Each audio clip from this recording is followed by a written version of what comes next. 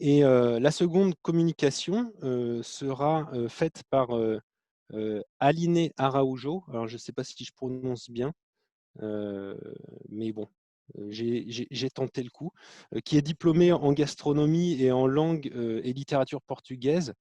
Elle a soutenu une thèse dans le cadre d'un master sur l'alimentation, la mémoire et le processus social dans le Grand Sertão. Et elle s'est intéressée à la représentation de la nourriture dans l'œuvre de l'écrivain Guimarães Rosa. Elle est actuellement doctorante en patrimoine alimentaire, culture et identité à l'université de Coimbra au Portugal et travaille professionnellement comme cuisinière également. Et la communication d'Aline se fera avec sa collègue Ana Rosa Santos, qui est professeur adjoint au Centre d'excellence en tourisme à Brasilia, à l'Université de Brasilia, où elle a coordonné plusieurs projets de recherche liés à la gastronomie et au tourisme, en particulier sur les cuisines régionales, les patrimoines alimentaires, la durabilité. Et elle termine actuellement un doctorat en patrimoine alimentaire, culture et identité à Coimbra également, au Portugal, avec des recherches sur les sens, les utilisations, les valeurs et les matérialités du patrimoine alimentaire. Donc cette communication portera le titre de l'Amérique latine à la table du chef, une analyse des représentations culinaires de l'Amérique latine dans les séries Netflix. D'abord, merci beaucoup pour votre invitation. C'est un grand honneur pour nous que nous avons relevé avec humilité. Je voudrais remercier Justine qui a fait preuve d'une patience angélique. Je voudrais remercier tous ceux qui étaient chargés de la relecture de nos textes, tous ceux qui ont participé à la préparation. Merci à tous ceux qui nous ont apporté leur aide, leur soutien pour mettre au point cette présentation. Alors, pardonnez mon anglais et mon accent en anglais. Ma collègue Aline se débat a autant de problèmes que moi avec l'anglais, donc pardonnez-nous à l'avance.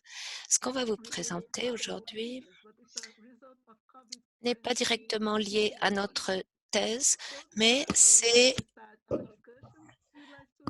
une étude des conditions pendant le confinement.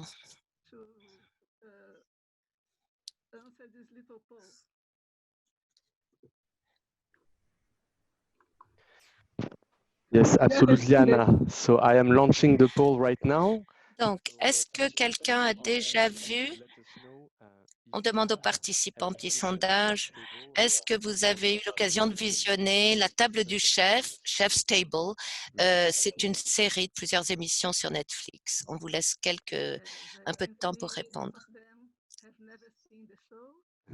Alors, je vois que la plupart d'entre vous n'avez pas regardé cette émission, La table du chef, dont je vais vous parler. Mais je vais quand même poursuivre, avancer avec ma présentation, surtout que le temps file. Bon, voilà, eh bien, je vous montre, Anna Rosa, je vous montre les résultats de ce petit sondage rapide. Oui, 70% d'entre vous n'avez jamais vu. Alors, cette série, il s'agit d'une série de 30 épisodes diffusés sur Netflix. Il s'agit de chefs qui parlent de leur tour de main, de leurs recettes, de leurs techniques. Chaque épisode met en scène un chef particulier ces chefs de cuisine viennent de beaucoup de pays différents. Ils sont tous célèbres.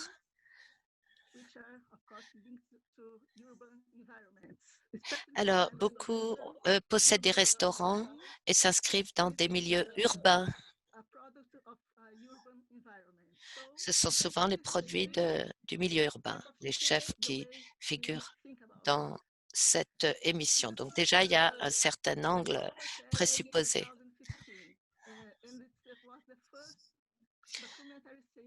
Alors, c'est sorti en 2015.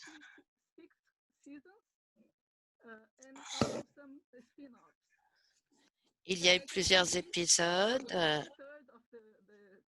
Un tiers des chefs qui apparaissent dans les 30 épisodes, un tiers, pardon, sont des hommes. Il y a 20 hommes, donc pas d'égalité. Il y a beaucoup moins de femmes que d'hommes, bien sûr. Mais cela reflète la réalité qu'on trouve dans les restaurants et dans le métier de la restauration de manière générale. Et on voit aussi les inégalités au niveau des nationalités de ces chefs. Là, on parle de manger dans les grandes villes d'Asie, d'Amérique latine et d'Afrique. Or, dans cette émission, eh bien, on ne nous parle pas de la gastronomie africaine, par exemple, impasse totale là-dessus. Et il y a aussi moins de chefs asiatiques ou américains que d'autres continents. Donc, il y a un biais au niveau du genre et puis il y a aussi ce problème des relations entre le centre et la périphérie. Ça apparaît très fortement à travers cette série d'émissions culinaires.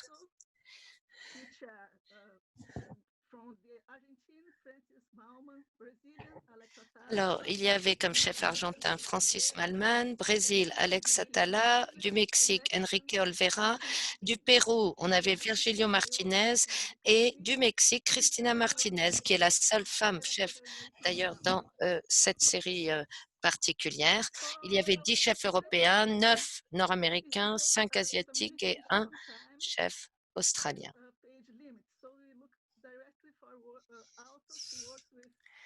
On a regardé la littérature, les auteurs qui ont travaillé sur l'alimentation et les programmes culinaires à la télé.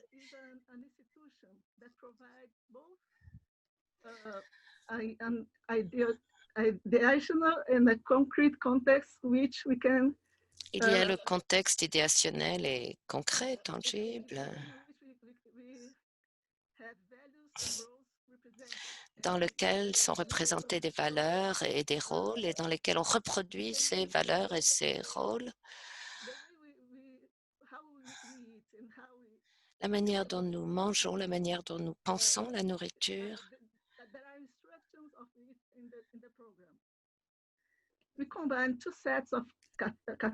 Tous ces préjugés apparaissent fortement dans l'émission. On peut parler de 4 catégories selon les auteurs qu'on a le plus étudiés, Holden et Swenson. 3e édition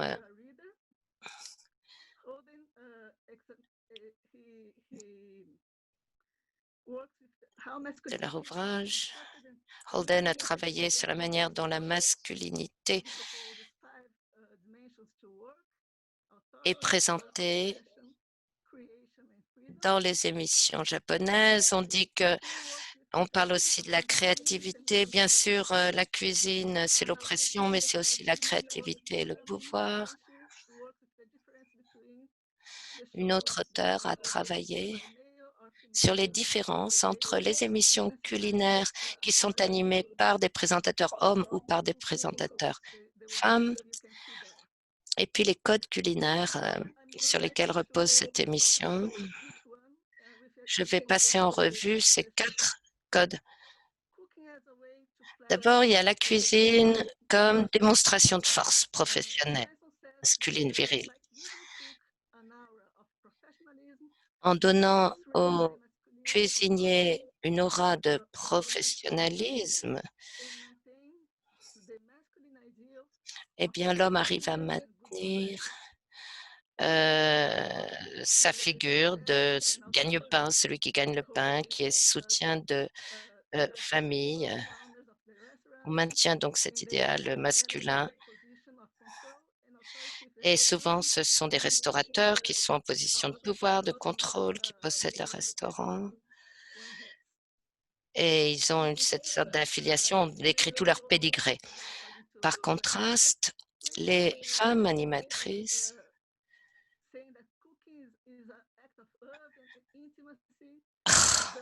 insistent sur le fait que la cuisine, c'est un acte d'amour, d'intimité altruiste qu'on fait pour les autres.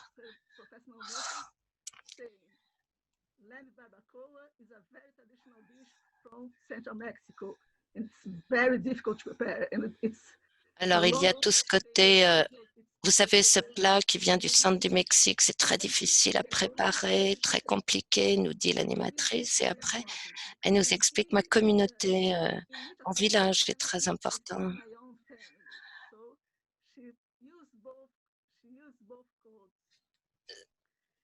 C'est ma famille. En fait, elle recourt à 2 codes de cuisine. La cuisine comme distraction, comme divertissement, et puis la cuisine comme exploration, un voyage dans des terres lointaines. On est là loin de l'environnement domestique ennuyeux, monotone. Et quand on fait la cuisine un événement comme ça, eh bien, ça devient plus acceptable, ça retombe dans la sphère masculine.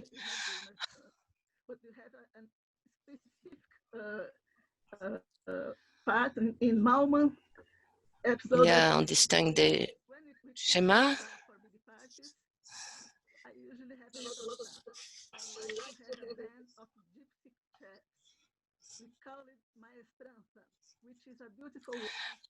On parle de la maîtrise maestranza, un mot espagnol. Donc la maîtrise. Ah non, ça désigne les gens qui sont autour de vous pour vous aider. C'est la maestrance. Ça coupe, le son est très mauvais. Les gens de l'extérieur sont attirés par ça. Dans la joie de travailler avec toute l'équipe. On fait un travail dur ensemble, mais dans de la camaraderie. Holden nous parle de cela, évoque la construction. We can do whatever we want and we are free. The third one from Swenson, the cooking as journey, is the idea ici, ça reprend. As an anthropologist that can unlock the secret. Donc le chef en tant qu'anthropologue qui peut nous révéler les secrets des mets locaux, de la cuisine locale. Also to the possession dimension of Holden, and I quote Holden. Le son est très mauvais, très haché.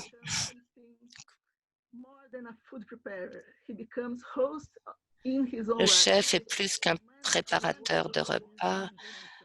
C'est le commandant en chef d'un monde qu'il a entièrement créé, un monde de son invention.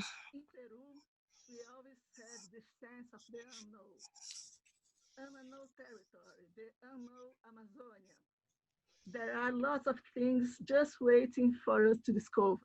Au Pérou, en Amazonie aussi, enfin, il y a plein de choses encore à découvrir des choses nouvelles que personne n'a découvert avant. C'est mon obsession. Donc, l'exploration à travers la cuisine. La dernière catégorie, c'est la cuisine vue comme ou les émissions culinaires vues comme un concours, presque comme une épreuve sportive. C'est lié à certaines formes de hiérarchie, au succès, au pouvoir, la vitesse et l'endurance. Donc, c'est les concours de cuisine en tant que démonstration de force aussi. Alors, c'est pas vraiment un concours de cuisine, mais c'est vrai qu'on met en valeur la rapidité de l'exécution, l'endurance des cuisiniers. Il y a une scène où on voit le chef tuer un canard, le dépecer, puis aller pêcher un énorme poisson dans la mer.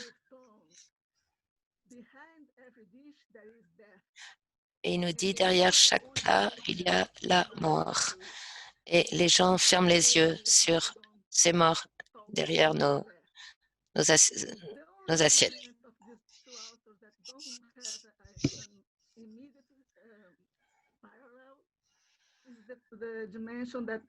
Parallèle,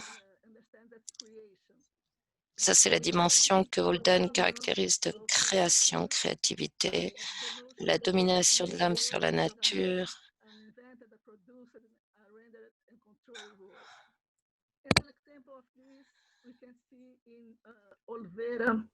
Episode when he says, we don't want to be too traditional. I don't want to do the same things my grandma did. Moi, je ne veux pas reproduire la même chose que faisait ma grand-mère. On lui demande pourquoi pas, cet homme, chef, et il répond ben, parce qu'elle l'a déjà fait. Donc, ça, c'est encore l'orgueil de l'homme qui veut que ce soit sa création. Il veut faire ses propres inventions, créer son propre monde. Parlons maintenant des inégalités en milieu urbain et des relations entre le centre et les périphéries. Alors, description de l'épisode dans Netflix.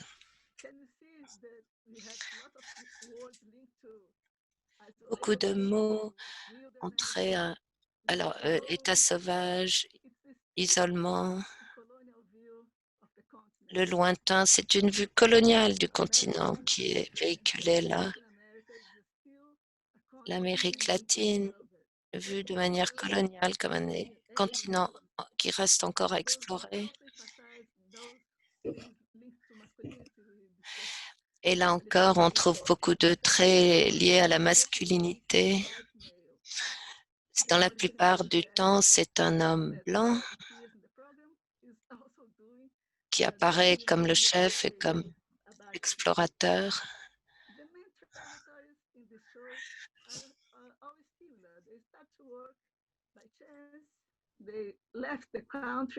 Alors, souvent, ces chefs nous disent qu'ils ont été guidés vers la cuisine un peu par le hasard.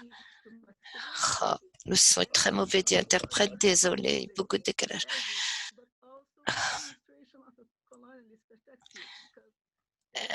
Démonstration de perspective coloniale. La légitimité, en effet, doit être obtenue pour ces chefs d'Amérique latine à l'extérieur de leur pays. Souvent, ils font un voyage en Europe pour acquérir une certaine légitimité.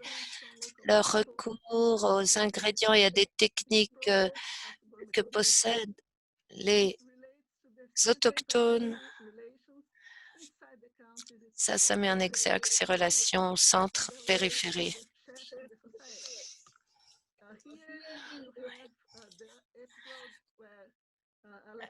Il y a l'épisode où Alex Atala nous présente un plat très apprécié qui est un plat de fourmis grillées, très apprécié au Brésil. Mais il établit une distinction.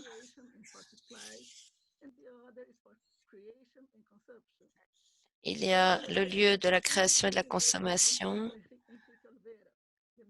et le lieu où l'on va chercher les ingrédients. On met en exergue aussi la différence entre la nourriture de rue et la nourriture servie dans les restaurants. Dans la nourriture de rue, il y a beaucoup de saveurs parce qu'il y a beaucoup d'épices que l'on mélange, c'est facile. Pardon, l'interprète vous prie de l'excuser, mais le son est complètement haché, c'est affreux. On a beaucoup de mal à suivre.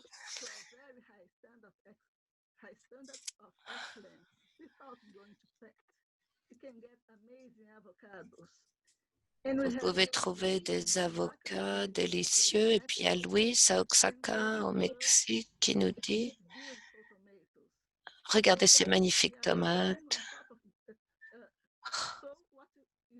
Le son est complètement haché.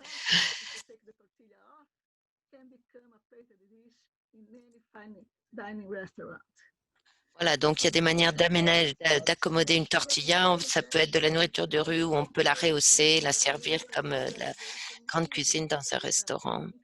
Il y a aussi les figures des protecteurs de l'environnement ou ceux qui,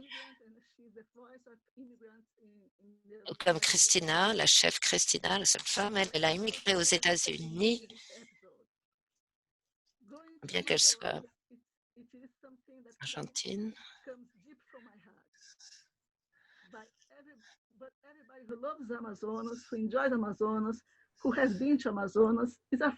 Alors, l'Amazonie, c'est une région qui me tient beaucoup à cœur. Nous l'aimons.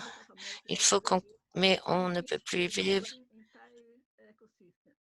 Nous avons stérilisé tous les écosystèmes.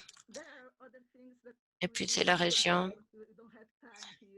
Faute de temps, je ne peux pas analyser cet aspect-là, cet aspect de protection de l'environnement.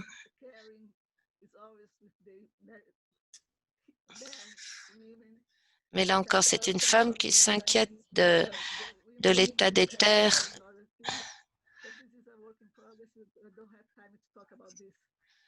Mais je ne m'attarderai pas sur cet aspect-là. Donc, cette série d'émissions culinaires sur Netflix véhicule des représentations d'inégalités dans les relations entre les gens, dans les relations entre le centre et la périphérie. On voit ça transparaître, mais ils font beaucoup d'efforts pour mettre en valeur les traditions culinaires et mentionne également ou met en valeur également certains problèmes environnementaux. Mais ils ne vont. Oui, et puis on voit comment ces chefs ont réussi à moderniser un peu la cuisine, mais ils s'abstiennent d'aborder la question de l'inégalité et de la modernisation nécessaire des relations sociales et des relations de travail.